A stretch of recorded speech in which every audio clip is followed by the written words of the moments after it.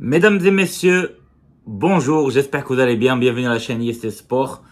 On va tout simplement parler du futsal, et oui, on sait très bien que la Coupe du Monde de futsal a commencé le 14 septembre, donc il y a 5 jours exactement. On a vu des grands scores de la part des Brésiliens, des Espagnols, des Argentins, des Ukrainiens, etc.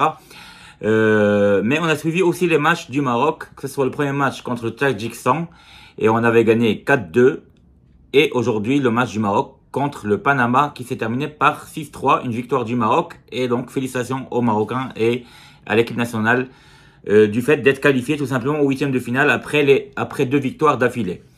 Maintenant, on va parler un petit peu du fond de ces matchs-là, parce que les victoires, oui, ils sont là, ils sont présents, c'est bien, ça nous permet d'être qualifiés en huitième de finale, c'est déjà un premier pas.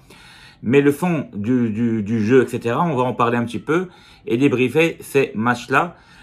Sachant que le match du Portugal contre le Tadjikistan, il vient de se terminer par une victoire du Portugal 3-2. 3-2, donc ça montre bien que le Tadjikistan, c'est pas une équipe facile, surtout ils jouent comme chez eux, avec les supporters et tout ça qui sont là presque 10 000. Et donc Portugal menait 3-1 et à la fin, ils ont pris un but encore, ça fait 3-2 pour le Portugal. Un but d'écart, mais sauf que le Portugal avait écrasé le Panama dans le premier match 10-1, avec plus que 9 de goal average.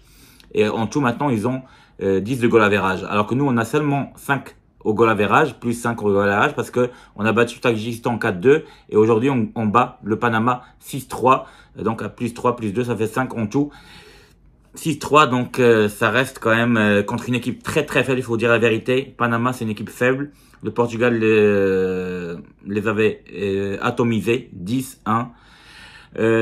Déjà pour revenir au match premier match du Maroc contre le Tadjikistan, moi ce que j'avais en tête, c'est qu'on avait une équipe qui était vraiment faible.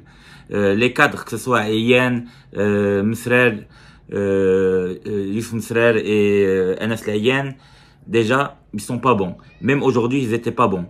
C'est vrai que Msrer il a réussi à marquer 2 buts, mais dans le jeu d'une manière générale, il est un peu lent et il rate beaucoup de buts et beaucoup de déchets. Les déchets dans le premier match, c'était énorme. Aujourd'hui, il y a eu moins de déchets, c'est vrai, mais il y a encore du déchet dans l'équipe. Et j'ai l'impression que depuis qu'on a perdu les deux bons joueurs, que ce soit Youssef Jawed et Bilal Bkhali, qui sont blessés et qui ont fait des opérations, les deux joueurs, c'était des joueurs qui jouaient plus en défense et qui montaient vers l'avant pour pouvoir aider l'équipe.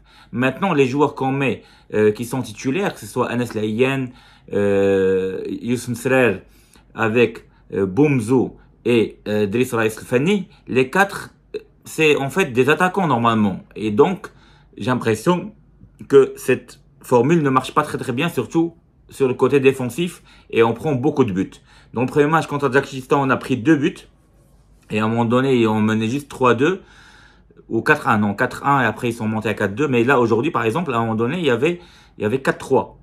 Donc, ça veut dire qu'on a un problème en défense aujourd'hui. Il y a eu des erreurs de la part du gardien, parce qu'il lâche la balle. Erreur de la part de, si je me rappelle bien, Boret. Et Enes Layen aussi sur le deuxième but. Enes Layen qui était fautif sur les 2 buts contre le Tadjikistan, parce qu'il remet la balle sur le deuxième but contre le Tadjikistan pas bien.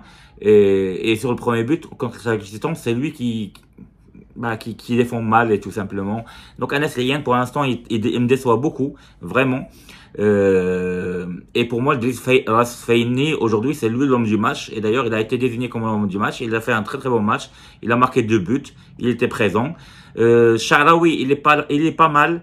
Il nous a aidé avec ses 2 buts et passes décisives. Donc, il est là, il est présent. Au premier match, il était moyen, comme tous les autres joueurs. Mais aujourd'hui, on a retrouvé Driss Raïs Fani et un peu Sharawi. Et un peu Amazel aussi. Et Dahani, le numéro 2. Sinon, les autres joueurs, ils sont très moyens, voire mauvais. Pour moi, Enes Layen, par exemple, il est pratiquement mauvais par rapport à son niveau qu'on connaît. Et j'ai l'impression que l'équipe marocaine qu'on a en ce moment, elle n'est plus l'équipe qu'on connaissait au début de cette année-là, 2024, ou celle de l'année dernière, qui a écrasé tout le monde et qui a donné 7-0 à l'Argentine et que ça jouait trop vite, trop bien, des combinaisons rapides, des transitions vite. Ça tournait rapidement, il y avait une bonne orientation dans le jeu, ça défendait bien aussi, on gagnait souvent avec sans prendre de but tout simplement. Alors que maintenant, depuis un moment, les 2 derniers mois, que ce soit en match amical et maintenant en Coupe du Monde, on prend à chaque fois 2-3 buts.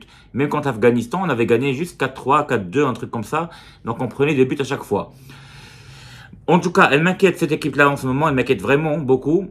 Mais en voyant le match de Portugal contre le Tadjikistan, ça me donne peut-être un truc positif pour dire peut-être qu'on peut battre le Portugal après tout, même s'ils sont forts.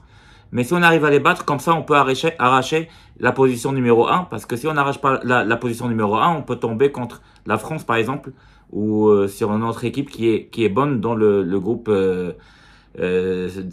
je pense. Donc voilà, donc pour éviter les gros, de toute façon, il faut être premier du groupe. Et en étant deuxième, on peut faire quelque chose. Et voilà. Donc je vous dis à très bientôt les amis. Merci de m'avoir suivi encore une fois. Prenez soin de vous.